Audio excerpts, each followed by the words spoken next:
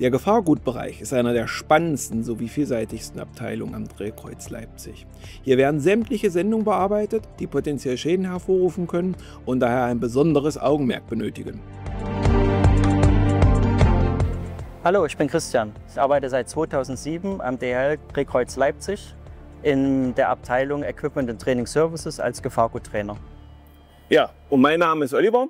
Ich arbeite ebenfalls hier am Drehkreuz Leipzig, ebenfalls in derselben Abteilung und das seit 2014. Gefahrgüter sind sämtliche Gegenstände oder Stoffe, die man eben über den Luftverkehr versenden kann, die potenziellen Schaden anrichten können, zum Beispiel am Flugzeug oder Menschen oder der Umwelt oder der Gesundheit. Wir benötigen für die fachgerechte Abfertigung von Gefahrgütern speziell geschulte Mitarbeiter, die zum Beispiel den Annahmecheck durchführen oder eben die Verladung, Entladung oder eben auch den Transport. Wir als Gefahrguttrainer sorgen dafür, dass die Kollegen richtig ausgebildet werden, damit wir uns an die Vorschriften halten und so keinesfalls eben potenziell Mitarbeiter zu Schaden kommen oder eben das Flugzeug irgendwie zu Schaden kommt.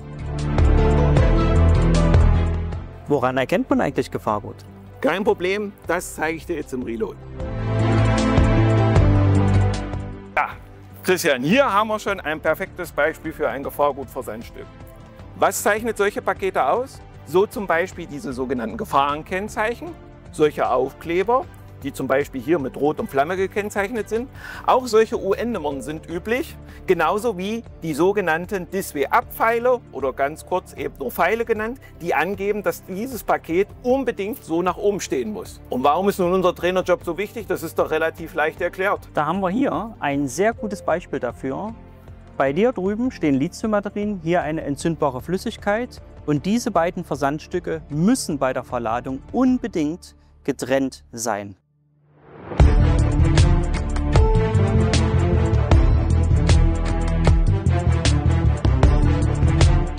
Genau aus diesem Grund haben wir hier einen entsprechenden Gefahrgutbunker. Dieser dient vor allen Dingen dazu, die Kollegen hier am Boden zu schützen. Was haben wir denn für Schutzmaßnahmen? Ihr habt schon gesehen, hier gibt es zum Beispiel Schilder, die extra angeben, dass wenn wir radioaktive Versandstücke haben, nicht jeder in diesen Bereich reinlaufen kann.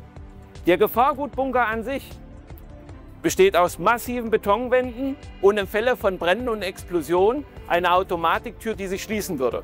An der Stelle hört es natürlich noch nicht auf. Das ist ein sogenannter Radioaktiv-Trailer.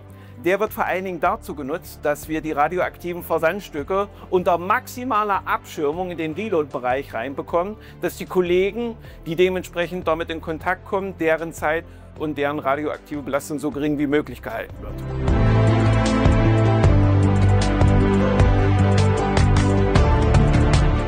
Hinter uns hängt unser Gefahrenkennzeichen-Poster. Dort sehen wir die neuen Gefahrgutklassen. Klasse 1, Explosivstoffe, zum Beispiel Feuerwerk oder Airbags. Klasse 3, so wie wir es schon gesehen haben, entzündbare Flüssigkeiten, Diesel oder Benzin wären hier Beispiele.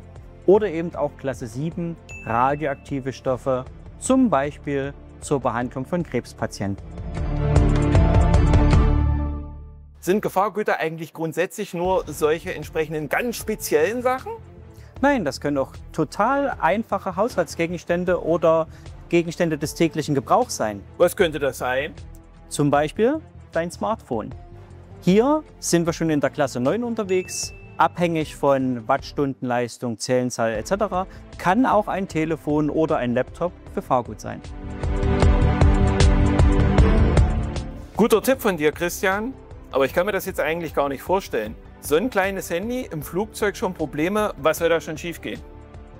Ja, die Lithium-Batterien oder Zellen, die da jeweils verbaut sind, können sehr heftig reagieren, wenn es zum Beispiel zu einer Überladung kommt oder im schlimmsten Fall zu einer Beschädigung, gibt es Brände oder sogar kleine Explosionen.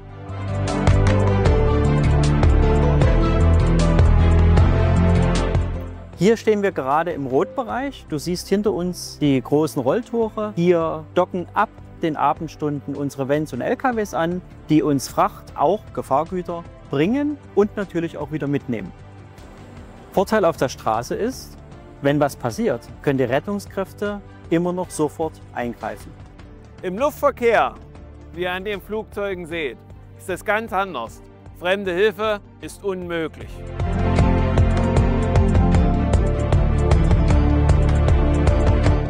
So Oliver, jetzt sind wir ja hier im Reload-Bereich. Unsere Kollegin hat die Gefahrgutsendung schon im ULD verladen. Worauf müssen wir denn jetzt noch achten?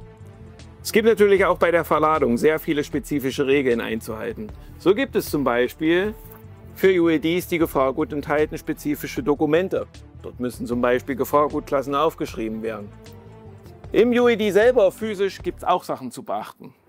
So müssen die Gefahrgüter im Normalfall hier vorne rechts im ULD stehen, damit im Notfall die Feuerwehr einen schnellen Zugriff gewährleisten können. Außerdem gibt es entsprechende Verzurgurte, die benutzt werden müssen, um die Sendung vor Bewegung und dadurch auch vor Schäden zu schützen.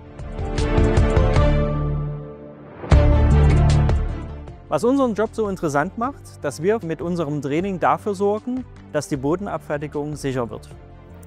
Ich würde auf jeden Fall noch mit hinzusagen, dass wir natürlich auch in einem spannenden Umfeld sind, in einer Branche, die stets und ständig im Wandel ist. Es immer auch neue Regeln und so auch neue Herausforderungen gibt, um eben im Endeffekt hier vor Ort alles am Laufen zu halten. Bewirb dich jetzt auf anpacken-dhl.de und werde Teil unseres Teams.